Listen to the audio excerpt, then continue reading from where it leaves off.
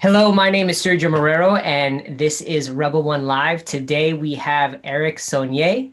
He's director of the University of Virgin Islands Research and Technology Park and an accelerator called VI, Accelerate Virgin Islands. He is a graduate of Harvard Business School, also a graduate of the University of Texas, Austin, serial entrepreneur, and we're going to talk about that story. But he's an ecosystem innovator, and we're glad to have him today. So thanks for joining us, Eric. Thanks for having me. Really appreciate it. Yeah, and I know for the audience, just to give them a sense of Eric and I go way back, back to his days at Deloitte, and then also at Harvard Business School, and part of our impact focus at Rebel One is not only diversity in terms of underrepresented founders, women, Black, Latino, but also geographic. We need to give people capital outside of just the New York, San Francisco, and Boston ecosystem. So we're excited to talk about that today and the work he's doing. So to dive right in, Eric, can you share a little bit more about the RT Park and Accelerate VI? Yeah, absolutely.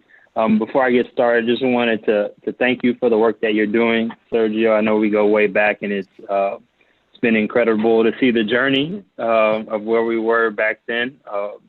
Almost 15 years ago, I guess, since we first met, and the work that you're doing now, especially when it comes to underrepresented founders and being able to provide more access to capital for entrepreneurs. So just quickly, my current position, as you mentioned, Director of Business Attraction and Entrepreneurship at the UVI Research and Technology Park. For people that don't know, the U.S. Virgin Islands is a part of the U.S. Most people have heard about the British Virgin Islands, but there are three main islands that make up the U.S. Virgin Islands. That is St. Croix, St. Thomas, and St. John. Population is roughly 100,000 people. But in terms of, laws, taxes, currency, all of it is U.S. based, right? So same protections that you would have in any state or territory for the U.S. we have here in the U.S. Virgin Islands. Not random that I ended up here. My wife is from one of those three islands. She's born and raised on the island of St. Croix.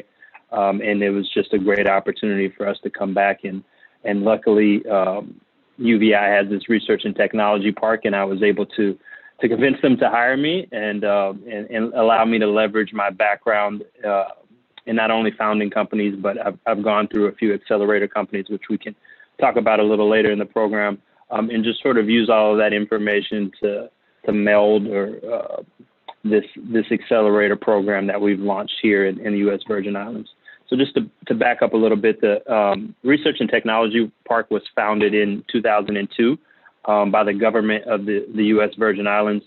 And the idea was to really help diversify the economy. So it's an economic development organization, but it's focused on tech and knowledge-based businesses. For obvious reasons, the territory being in the Caribbean, a lot of the revenue into the territory is tourism dependent. And, even before COVID-19, people understood the need to try to diversify the economy. And they see that after hurricanes as well. So the idea launched in 2002. And since then, the Research and Technology Park, or RT Park, like we like to call it, has done a great job of attracting businesses, just like any other economic development organization would, with a focus on tech and knowledge-based businesses. So we have about 50 companies that have moved from random places in the U.S., mainland U.S., to the U.S. Virgin Islands, and they make commitments to the Research and Technology Park, but then they also make commitments to the university. And because of that, they receive some tax incentives to move here. One thing that I wanted to do when I got in this position was provide more opportunities for local residents, so people that grew up in the territory, to be able to grow and start technology companies. So as there are anywhere in the world, there are tinkerers, there are people that are builders and doers that have great ideas. but a lot of times that's not enough.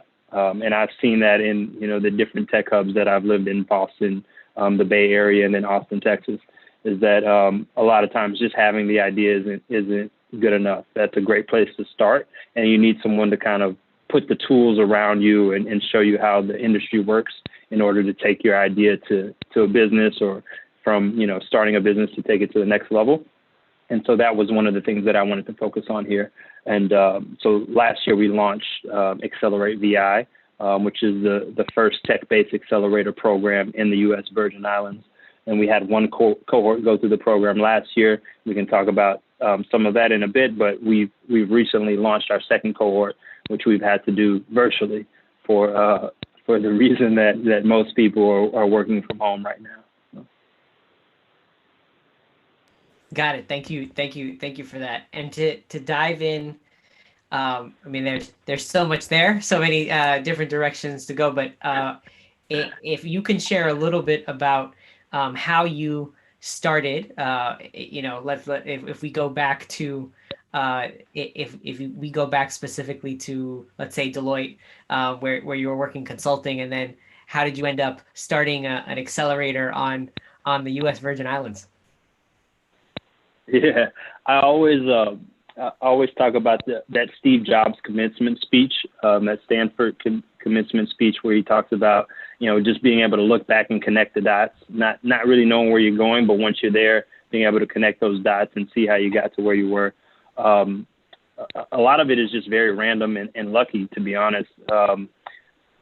Graduated in 2008, so the last economic downturn, right? And saw a lot of my friends go off to work in places that, they didn't have a job 3 months later, or the entire company didn't exist 3 months later.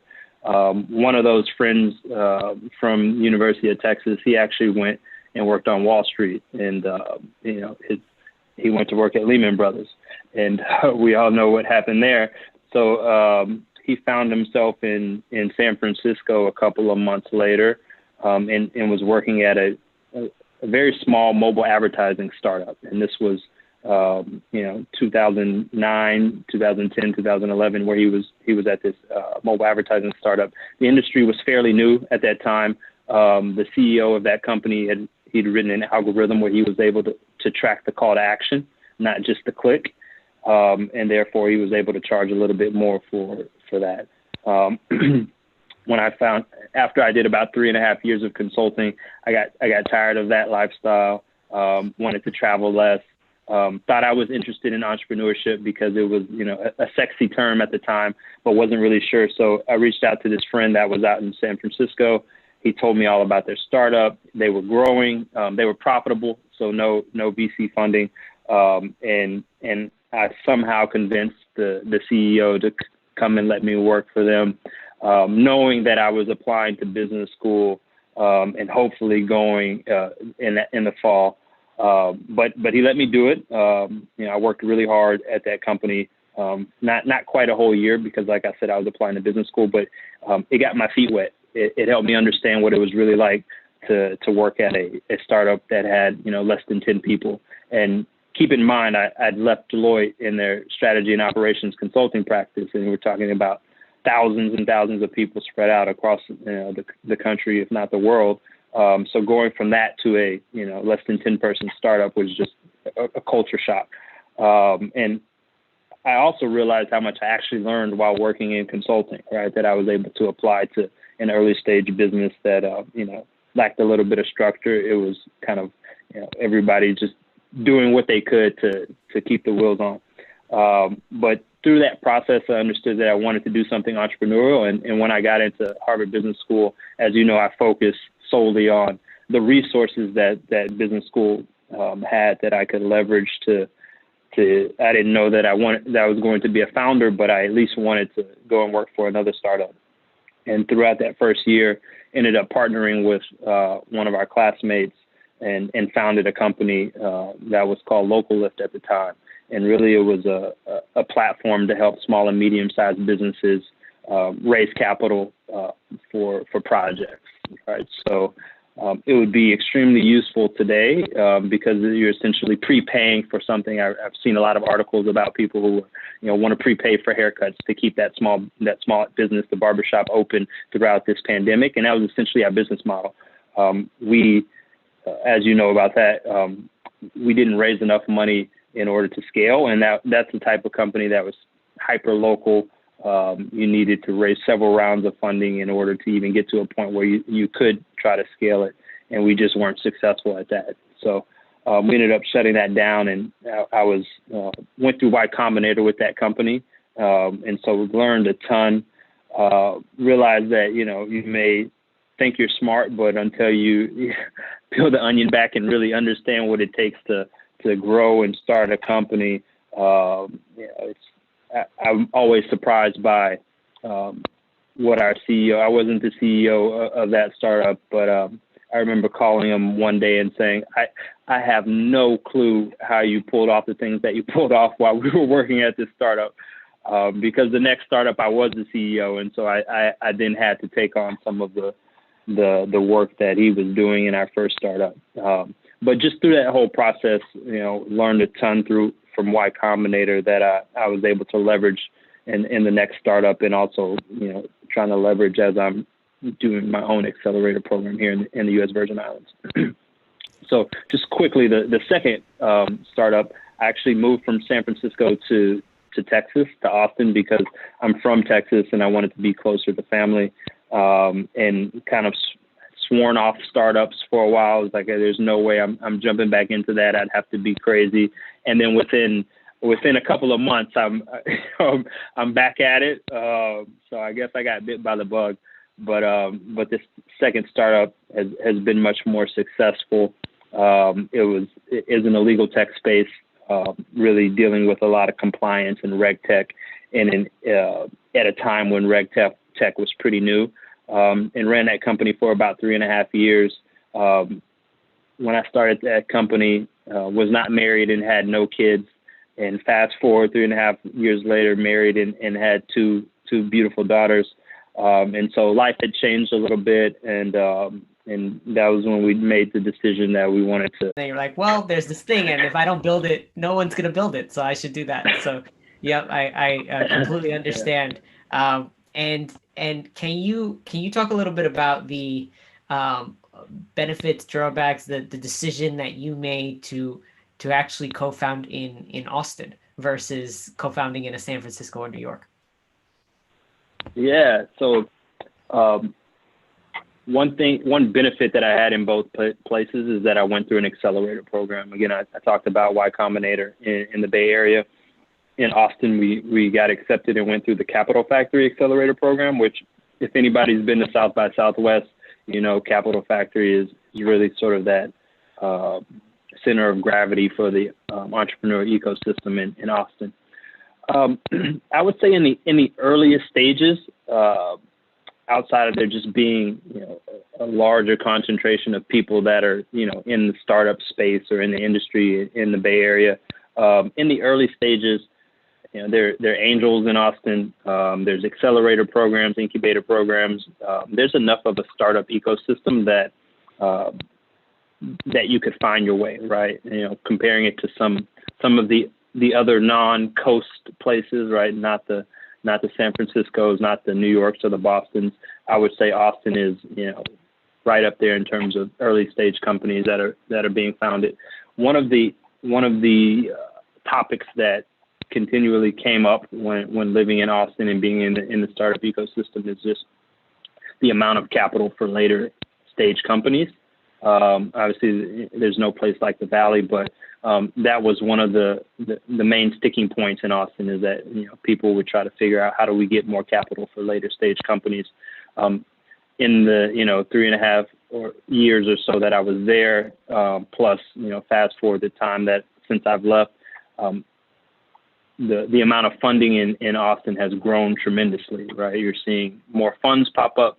Not only are you seeing more funds pop up, but you're seeing funds raised, or VCs raise larger funds, right, to fill some of the void that you're seeing. You're also, even during my time in Austin, seeing a big influx of people moving from California, whether that's the Bay Area or even down in LA, San Diego, moving to Austin for various reasons.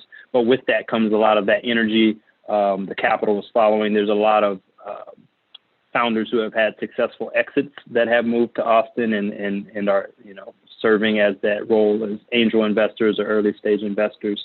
So I would say that while there's no place like San Francisco, like the Bay Area, if you had to start a company and you weren't there, Austin is not a bad place to do it, and it's only getting better. Great. Yeah, it's. I remember the first time I went to South by Southwest, and I was blown away by the energy of the world coming to Austin to shake things up, and love the culture there.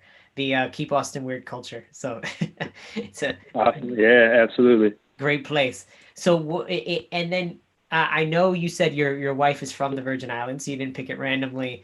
But how did the vision present itself for Accelerate VI? Yeah, so as I mentioned before, the research and technology part has always done a great job of attracting businesses to the territory. So there's already this small cluster. And again, the population of the U.S. Virgin Islands is a little bit north of 100,000, right? And so a network of 50 or so tech companies, while it may not mean anything in a major city in the U.S., it means something to the territory. So there's already this small cluster of companies that, we're leaning on to try to help diversify the economy, for them to build their companies here, for them to hire more people here, et cetera. But as you know, that's just one way to skin the cat, right? The other way that you create jobs and create an entrepreneurial ecosystem is that you just give more people that are already here trying to build more at-bats, right? So that was the goal of Accelerate VI, is to find, it's great that we have successful entrepreneurs moving here, but I'm sure that there are successful entrepreneurs that are here that just haven't been discovered yet. And so what would happen if we built a program where we're actively seeking out those entrepreneurs and building a program around them, so that not only they could be successful, but then you have future generations of Virgin Islanders here that see that, I don't necessarily have to leave the territory in order to work on an idea, a startup idea. And that's kind of what was happening, where brain drain is not something that is only used here in the territory. It happens in a lot of places in the U.S. where your youngest and brightest, talented people go off to college and not return, right? And that's been happening in the U.S. Virgin Islands a lot. There's actually since starting this program, there's a lot of Virgin Islanders that I've come across that are working at IBM and Google and Facebook and LinkedIn. So the talent is there. I don't think anybody's seen the opportunity to also do those types of things at home or where they're from.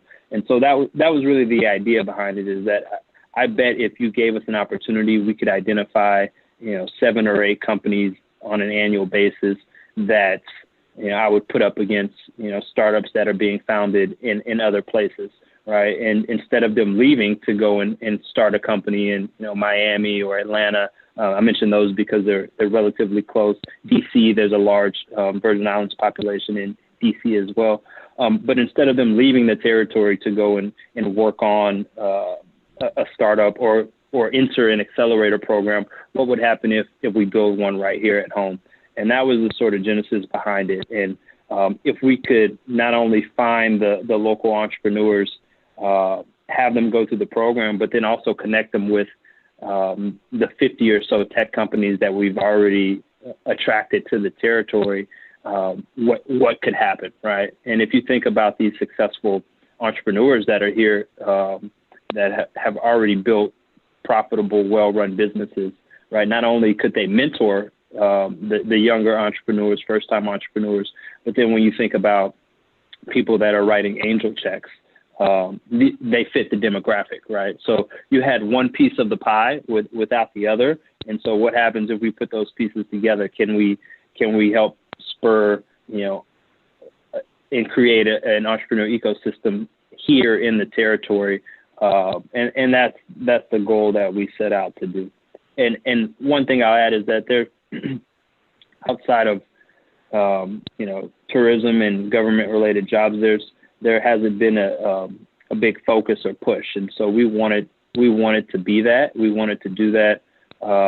And a lot of the territory, like when you think about the Caribbean, it is extremely beautiful, but there's a large percentage of the population that lives low income, right? So, but they're tinkerers, they're working on things, and the internet to me is the great equalizer, right? The internet doesn't discriminate based on race or gender. It doesn't discriminate based on location, right? So if you have a computer and you have an idea, especially in today's age, day and age, where it's much cheaper to start a company, right? Why not do it here in the territory? And this is before COVID-19, right? Where now people are scrambling to figure out, where they can work from home, right? And the work from home is really the work from anywhere. And so why not work in a place where you can, hammer out what you need to do, 8-10 hours a day, and then,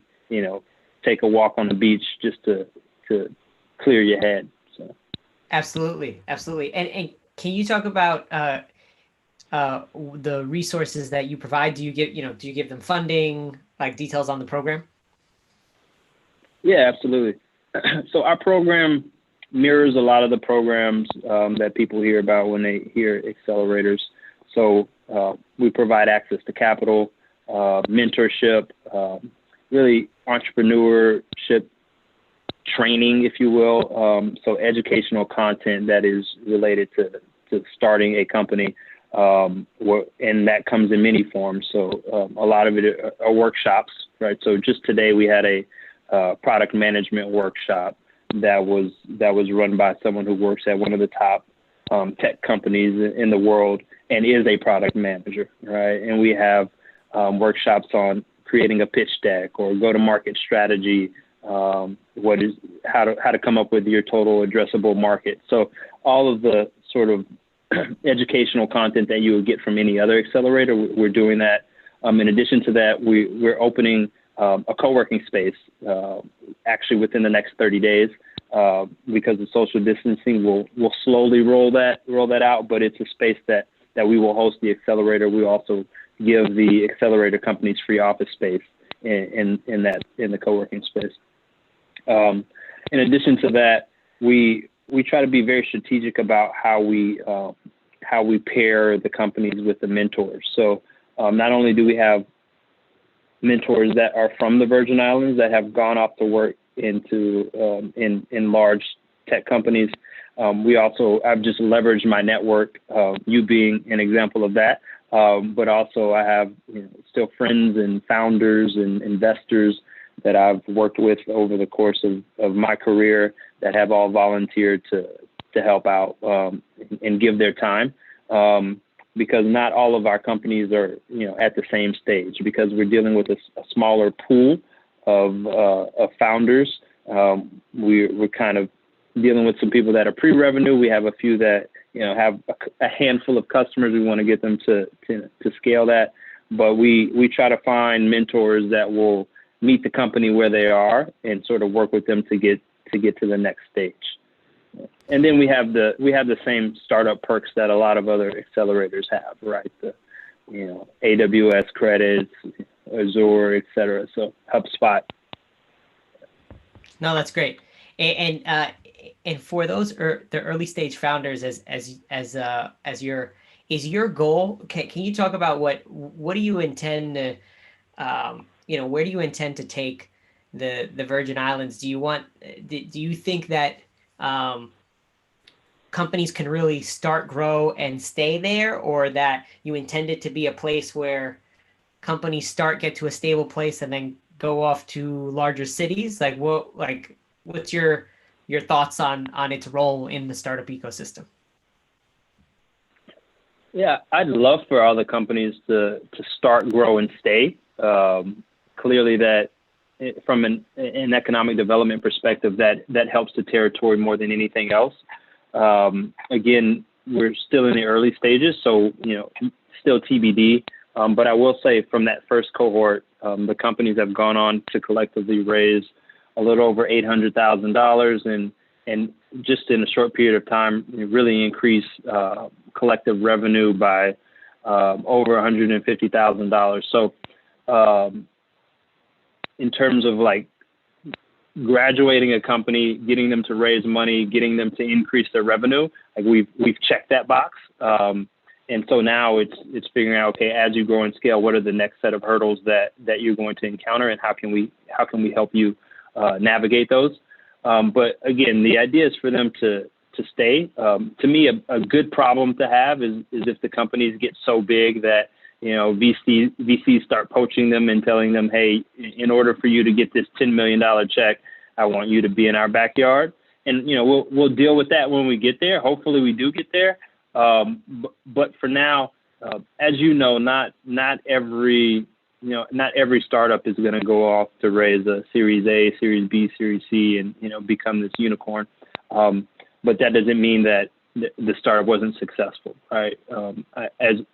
As you know, when we look at the portfolio, there hopefully will be some companies that have gone on to raise larger rounds of funding. But then there will be some companies that hopefully will raise some money, get them to a point where they're not going to be a hyper growth type of company, but do well enough for the founders to do really well and create some generational wealth for them, but then also be able to hire more and more people here in the territory.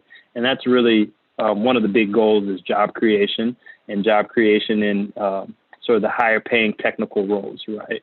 And then from there, you understand how the ecosystem works, where if one person out of cohort one goes on to raise $1 million and their company employs 25 to 30 people 2 years from now, and hopefully some of those people are UVI graduates and they work for that company for a couple of years, and then they go on to start their company, and hopefully that cycle just continues. And from there is when you'll see a real change in the local economy.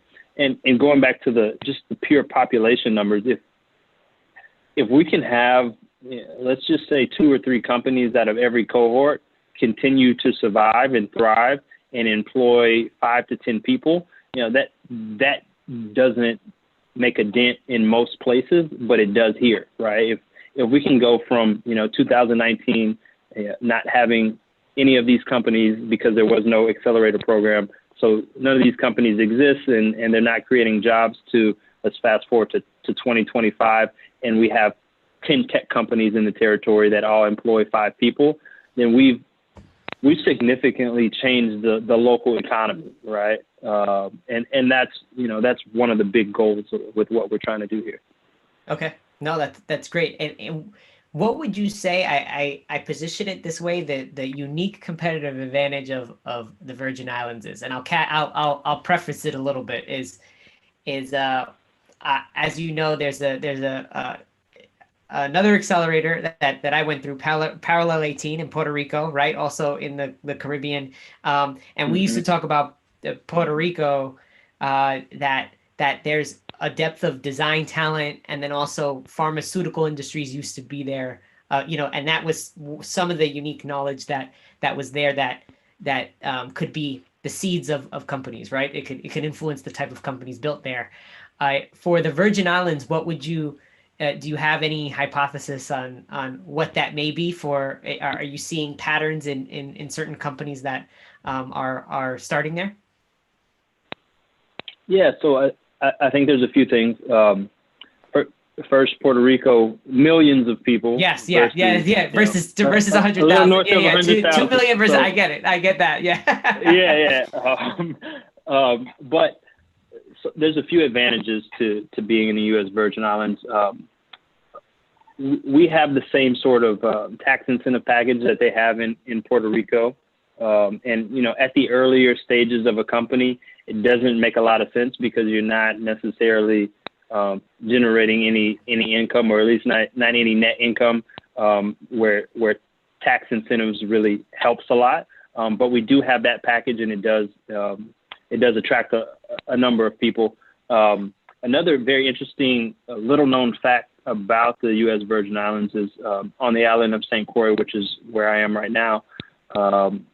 The underwater cables that connect the broadband, all internet that goes from South America into North America.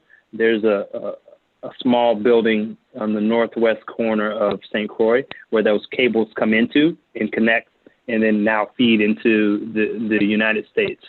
So if anybody wants to Google that, that's just the underwater sea cables for tier 1 connectivity. So actually the territory has some of the fastest internet that you can get. And now that plays a part, as you know, with high frequency trading, things like that in the fintech space. So we actually have a company or two in this current cohort that are really focused on that and building some special products, if you ask me, that relate to that. But it's just kind of winning the geographic lottery, right? But if you think about it, the Caribbean or the U.S. Virgin Islands historically has been a place for trade, right? There's always been ships that have come into the territory, done some trades, and this was a stop on their way to the United States. So it's no different. It's just now it's happening with tier 1 infrastructure versus goods being traded. So that's a very big advantage. And as you know now, really all you need is fast internet, right, in order to be able to work from home or work from anywhere. So that's a big pull. The other part is, and different from Puerto Rico, is while large percentage of the population in Puerto Rico do speak English, the entire U.S. Virgin Islands, like English is the primary language. So there's no real language barrier at all if you're either moving here or if you're already here. So that's a big advantage that I think we haven't really taken big advantage of, if you ask me. But those are just some of the examples of it. We also have a great university, which is what the Research and Technology Park is affiliated with.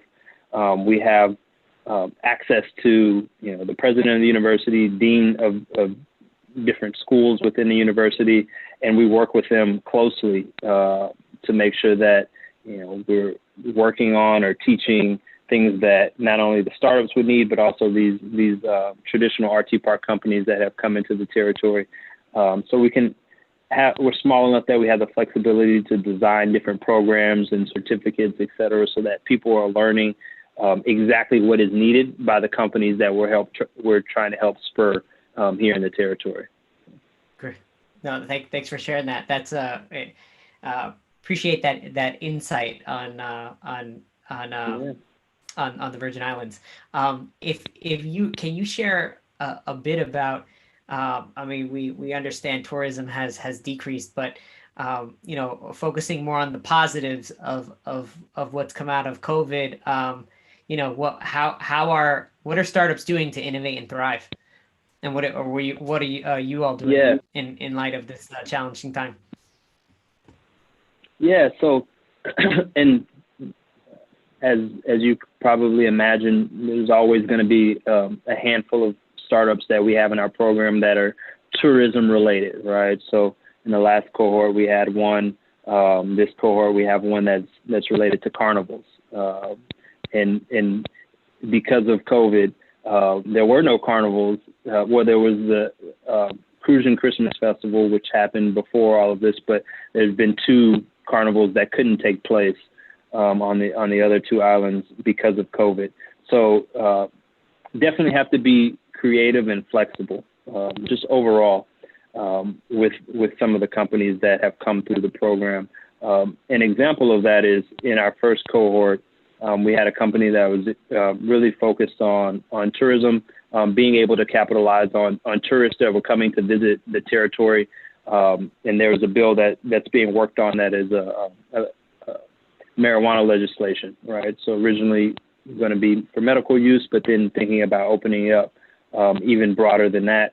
And so the startup, to me, is a great idea. They were building sort of an API to allow Caribbean governments, all Caribbean governments, doesn't have to be the U.S. Virgin Islands, to be able to capitalize on tourism. So tourists that were coming over, whether they're flying in or coming over on cruise ships, to be able to interact with a physician through telemedicine, telehealth, be diagnosed, and then be able to participate in what if it's medical marijuana in whatever island they're visiting within the Caribbean. Obviously, no cruise ships or planes were coming in, so they needed to pivot. And their real pivot is just coming up with solutions to help Caribbean governments, which some of them aren't as technically as advanced as some of the municipalities in the states. So one of the pivots is really a telehealth solution and contact tracing. So being able to see patients through video conferencing, try to diagnose them, be able to chat with them through the app, but also being able to turn on contact tracing if necessary, so that you could see, if you were in a space and interacted or came in close contact with someone who's been diagnosed with COVID-19. So that's just really one example. We've had another that was an event promotion, but they were dealing with live events, concerts, etc. And doing really well until COVID-19, and but have quickly figured out a way to turn most of their events into live events, virtual events, and so be able to sell tickets for that, which I think a lot of event promoters and event spaces are trying to do that. So being able to quickly turn that on, and they're launching within the next 30 days their sort of virtual live event promotions and ticketing system. So like anywhere else, we're seeing resiliency in the founders. We're seeing them be able to, turn something that, most people would just give up and shut down into being flexible, pivoting into something that the world needs right now. And so I'm really proud of them for that, and happy to be with them for that journey. Yeah, I got into a conversation with another founder. She's based in Brazil when this all started, and and I was like, how's the impact of COVID? She's like, we do this stuff every day. She's like, we worry about funding for tomorrow, and we're changing the business. And she's like, it's challenging, but it's not, she's like, this is what we do. So, you see that resiliency in founders. It's nice. It's invigorating to see. And together we are, able to do that. It's tough, not easy for sure. But the community you're building helps founders persist in that. So looking forward, what do you see unveiling for what's next for Accelerate VI? What's coming in the next 12 to 18 months for you all? Yeah. So as I mentioned, we're in the middle of our second cohort. Again, we had to do it virtually, but the feedback we've received has been really good. Luckily, everyone, has been able to participate. I think sometimes we forget that because a person may not be directly affected by this pandemic, it doesn't mean that they have other things going on in their life that could pull them away. So we've been very lucky to keep all of the companies for this virtual cohort. We're going to do a virtual demo day, which I've been paying attention to other accelerators and see how they've done it. One of the models that I like the best is really having the founders sort of do their own recording, right? Whether we do a Zoom meeting and they record their pitch, they go through their pitch deck, et cetera, and then you provide that to people in some way so that they can soak it in, digest it on their own time, versus trying to make sure everyone can meet, July 7th at 7 p.m., your one chance to see all of the companies. Yep. So I think in order to give our founders a better reach, I think being able to record it, sending it out to our, distribution list and make sure people get to see their pitches, I think will be a good thing. Luckily, from what I've seen, there's still a lot of activity in terms of people looking for good deals, investors looking for good deals. So I'm not too worried about that. I think if you have something that's compelling and it fits with what the investor is looking for, then it's going to spark some conversations. So be on the lookout for that, Sergio. I'll make sure that I'll share it with you once we do our demo day. That will be in early July. And then from there, we'll just kind of assess, how this cohort went. Obviously, I love the face-to-face, the in-person accelerator. I think, honestly, you get a little bit more out of it that way. But this is the way life is right now. This is the new normal. So we'll see what happens after this. We'll see how long before we get opened back up and people feel more comfortable with doing it in person. And from there, we'll figure out if we're going to have another virtual cohort this year, or if we wait until early 2021 and do something that's in person. But either way, we'll open up applications in the fall for the next cohort. And again, we're really focused on finding local entrepreneurs, but each cohort we find at least 2 companies that are not in the territory, but are willing to either relocate sort of immediately or relocate over time in order to participate in the program. So again, demo day, early July. In the fall, we'll open up applications for the next cohort. Both of those I will share with you, and we can both do a social media blitz.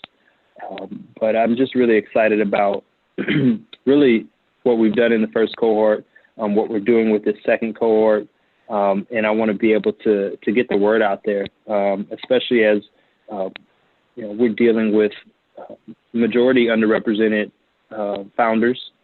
And so we want to make sure that we shine a light on that, and that we provide funding opportunities for these for these founders. We're finding the right investors that want to work with us.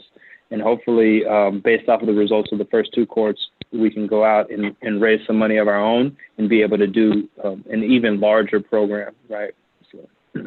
That's great. That's great. And no, I appreciate that. We're gonna pause there. So thank you, Eric. Eric Sonnier, the director of Accelerate VI at RT Park in the University of Virgin Islands. Thank you for joining us today. For all those watching, this is Rebel One Live.